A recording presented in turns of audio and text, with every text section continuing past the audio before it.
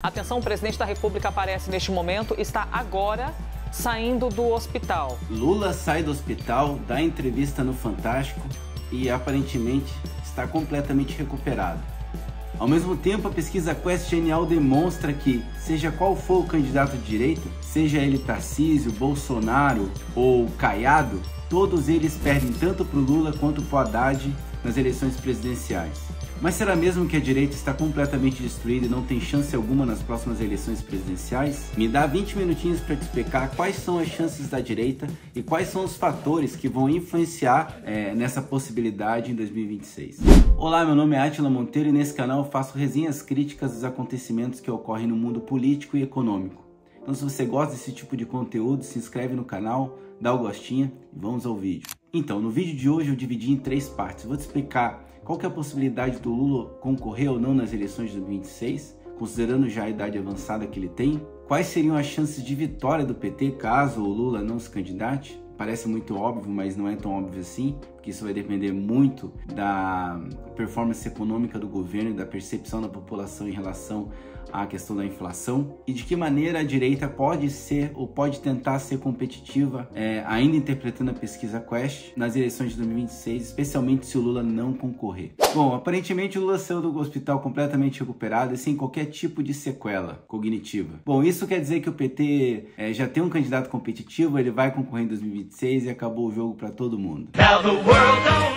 Não, não é bem assim. Essa doença que Lula teve deixou muito claro que a idade dele é um fator decisivo em relação à sua capacidade de exercer o mandato presidencial numa eleição que ele vai disputar e vai terminar disputando com 81 anos de idade. Se não fosse a idade dele, essa pancada que ele recebeu da cabeça não teria tido essa consequência tão drástica que levaria ele a ter que fazer uma cirurgia no hospital para drenar o coágulo que se formou entre o cérebro e o crânio dele. Uma outra questão é em relação ao fôlego que o Lula tem. Pessoas próximas do entorno do círculo do Lula trazem relatos de que o Lula não tem muito mais saco para ficar fazendo articulação política quanto ele tinha na época que ele esteve nos seus 2 primeiros mandatos, lá nos anos 2000. Então isso significa que, muito provavelmente, o Lula não vai ter todo esse fôlego para conseguir fazer uma campanha eleitoral que é muito puxada, que envolve horas e horas de trabalho, poucas horas de sono, muito corpo a corpo, muitos compromissos e, ao que parece, não seria ideal para o Lula concorrer às eleições. Eu imagino que ele mesmo não teria essa vontade se ele tivesse assegurado ao PT um sucessor.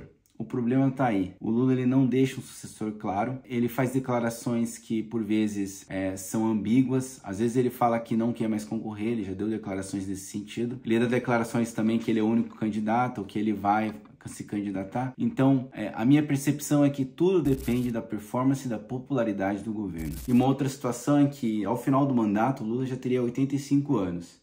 E também existe aí, não querendo ser negativo ou não querendo desejar a morte de ninguém, mas existe muita possibilidade, né, com essa idade avançada, do Lula ter algum problema de saúde, ficar incapacitado pela presidência ou até mesmo vir a falecer. Nesse caso, a escolha do vice seria muito importante, né? Não me parece que o PT iria gostar que o Alckmin assumisse a presidência nesse período, caso o Lula falecesse, então é muito provável que o PT venha com outro candidato à vice-presidência nas eleições de 2026 se o Lula concorrer. Algum candidato mais alinhado com o PT ou mesmo do PT. Então não seria aconselhável para o Lula concorrer, certo? Então qual que seria o sucessor do Lula? Só colocar um sucessor. Bom, não é muito claro essa parte. O problema é o seguinte, o Lula está apostando um pouco suas fichas no Haddad. Só que o sucesso do Haddad, considerando que ele não tem tanto carisma quanto o Lula, vai depender muito do sucesso da economia. E não parece que esse é o caso, né? Apesar de ter muita gente pro lado da esquerda que fica criando um argumento de que o mercado ele é malvado, e que isso é só especulação, o país está crescendo e que não tem por que o Banco Central aumentar tanto assim os juros e etc. Não é bem assim. O fato do mercado estar precificando um problema com as contas do governo no futuro, fazendo com que a moeda americana, né, recorrendo ao dólar, fazendo investimentos externos, tirando dólares do Brasil e com isso encarecendo a moeda, tudo isso demonstra que o pacote de gastos do governo tem sinalizado muito mal para os agentes de mercado, não só os agentes especulativos, mas o mercado em si, todas aquelas pessoas que detêm títulos do governo, que são credores do governo e todos esses entes, sejam empresas, sejam fundos, sejam mesmo pessoas físicas, todos ficam preocupados se o governo vai conseguir adimplir as suas contas, né? Considerando que, tudo indica, não existe uma disposição do PT de controlar gastos. Existe até uma disposição de parte da equipe econômica, no caso até do Haddad, de minimizar isso, de tentar diminuir a gastança, mas isso não é acompanhado pelos outros agentes da esquerda, pelo próprio partido do PT. Boa parte do PT não concorda com a política econômica do Haddad, e também pelo Congresso, né, que não quer perder voto e quer continuar com medidas mais populistas aí, de assistencialismo, etc. Mas ao invés de cortar gastos com funcionalismo público, ou resolver a questão da previdência, cortar privilégios, os agentes do Congresso preferem manter as coisas como estão e empurrar o problema com a barriga até as eleições de 2026. Uma grande cartada que foi feita aí pelo governo Lula foi a injeção do imposto de renda até R$5.000, que vai valer a partir de 2026. Ou seja, me parece muito uma medida de impacto eleitoreiro para poder garantir que o PT consiga pegar uma parte da classe C, ou boa parte da classe C, arrebanhar esses votos, que são justamente os votos que decidem as eleições, né? Vamos aqui considerar que as classes D e E geralmente votam no PT por conta da gratidão pelos programas de assistência, né, de transferência direta de renda, e aí tem o voto ideológico, tanto da classe média alta, que geralmente vota na esquerda, quanto de uma certa parte da classe média e de agentes econômicos que também votam para a direita, mas esse voto não é tão expressivo quanto o voto da população de classe C e classe D e E. Então, o que existe é uma crise de sucessão na esquerda. O Haddad seria o predileto. O Boulos tinha sido aventado como uma possibilidade, mas por conta da performance nas eleições de São Paulo e por conta da rejeição que ficou revelada durante as eleições, não se sabe se o Boulos vai conseguir se articular o suficiente para conseguir viabilizar sua candidatura para 2026. Muito provavelmente vai ser mesmo o Haddad, ou, inclusive, eu acho que é mais provável ainda, seja o Lula com algum outro vice aí que garanta que, no caso do Lula sofrer algum problema e não puder mais exercer o cargo, a direção do país continue nas mãos do PT e da coalizão governista. Bom, então vamos dizer que o Haddad se candidate. Bom, não vai ter problema para o PT, porque afinal a pesquisa demonstra que o Haddad está à frente de todo mundo, certo? Todos os candidatos da direita e vai ganhar um eventual segundo turno nas eleições presidenciais. Bom, não é bem esse caso. Você consegue perceber que existe uma enorme quantidade de pessoas que estão votando branco ou nulo. E geralmente essas pessoas votam assim porque elas desconhecem as alternativas que existem. Eu acredito que uma campanha bem feita e dependendo da conjuntura econômica que o governo consiga entregar ao país em 2026, é possível que as pessoas prestem mais atenção nas eventuais alternativas de direita, e aí a gente vai discutir quais seriam essas alternativas, e a partir de conhecer essas pessoas, considerando que esses brancos e nulos somavam entre 17% a 28% do eleitorado, ou seja, uma quantidade expressiva, e considerando também que a maioria dos candidatos de direita tinham ali em torno de 25%, 30%, até mesmo 35% no caso do Bolsonaro, de votos válidos, se você somar esses 35% com mais esses 17% aí, você já tem um número acima de 50% para ganhar um eventual segundo turno. Seria apertado? Seria apertado, mas existe ainda essa possibilidade. Bom, e você deve estar se perguntando agora, quais seriam os candidatos possíveis para a direita em 2026? Bom, eu já posso aqui adiantar que o Bolsonaro muito provavelmente não vai poder concorrer em 2026. O que vai acontecer com o Bolsonaro é um processo de linchamento público.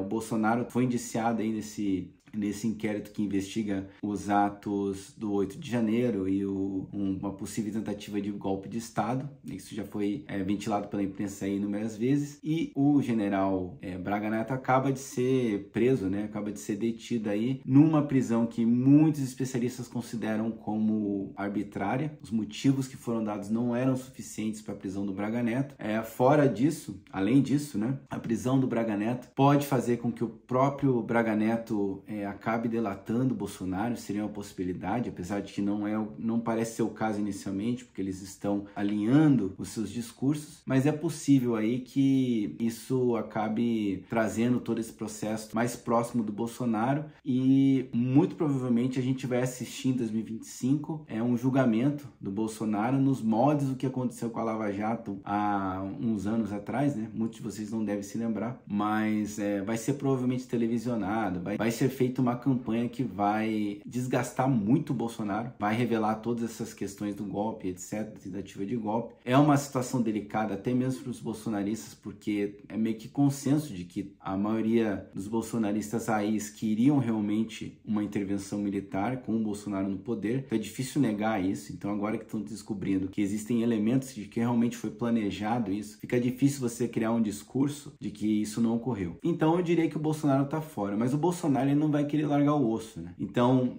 muito provavelmente a estratégia dele vai ser de se colocar como candidato à presidência, né? E vai continuar com esse discurso, vai ser preso, vai fazer como o Lula fez em 2018. Vai ficar lá na prisão dizendo que foi injustiçado, que isso é uma perseguição do sistema. E com isso ele vai cacifando o seu nome como se fosse um eventual candidato, sendo impedido pelo sistema de se candidatar. E na última hora vai passar essa candidatura, vai tentar transferir esses votos para alguém da família dele de confiança. Poderia ser aí um dos filhos dele, ou mesmo a Michelle, a depender, imagino, eu apostaria mais nos filhos do Bolsonaro, mas eu acredito que ele vai fazer essa tática aí. Isso acabaria com uma candidatura do Tarcísio, eu imagino, né? Porque o próprio Tarcísio já falou que ele não seria candidato, que o candidato dele é o Bolsonaro, porque ele precisa mostrar essa fidelidade ao bolsonarismo, e ao mesmo tempo, o Bolsonaro diz que ele é o candidato e não existe plano A, nem plano B, nem plano C. Então, o Tarcísio ficaria fora do jogo e ele não arriscaria perder um provável governo do Estado, um segundo mandato do governo do Estado, que é praticamente garantido a partir das pesquisas de popularidade aí em relação ao governo dele em São Paulo. E aí restariam outras alternativas, né? De repente um Ronaldo Caiado, que, por sinal, está enrolado com a justiça aí numa questão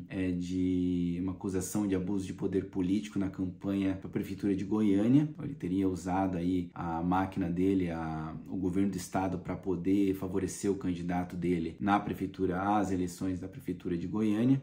Mas é possível que ele reverta essa situação, é possível que ele volte a ter os direitos políticos dele desimpedidos aí para poder concorrer à presidência. Então o Caiado é uma possibilidade. A outra possibilidade é o governador Ratinho, que estaria pronto para se candidatar à presidência, não teria mais nenhum tipo de reeleição no governo do estado do Paraná, e ele seria favorecido pelo fato que o pai dele tem comprado emissoras no Nordeste. Isso ajudaria a divulgar o nome do Ratinho, torná-lo mais conhecido no Nordeste. E o pai dele tem muita penetração no público e no eleitorado nordestino, principalmente o eleitorado mais pobre, com o programa que ele tinha, né? Que ele tem, não sei se ele tem, ainda tem, desculpa, eu não tenho assistido TV brasileira, principalmente ele passava no SBT, se eu não me engano, mas ele tem uma penetração enorme com as classes D e E, com o programa dele, então isso favoreceria muito o filho dele, né? Uma outra possibilidade, mas aí também dependeria de estar desimpedido eleitoralmente, seria do Pablo Marçal, mas o Pablo Marçal está sendo processado por conta daquela acusação que ele fez contra o Boulos no final da campanha à Prefeitura de São Paulo, né? Drogas e tal, sem provar, e se revelou, na verdade, completamente falso. Ele forjou um atestado, né, de um eventual médico aí que teria atestado que o Boulos tinha utilizado drogas, etc.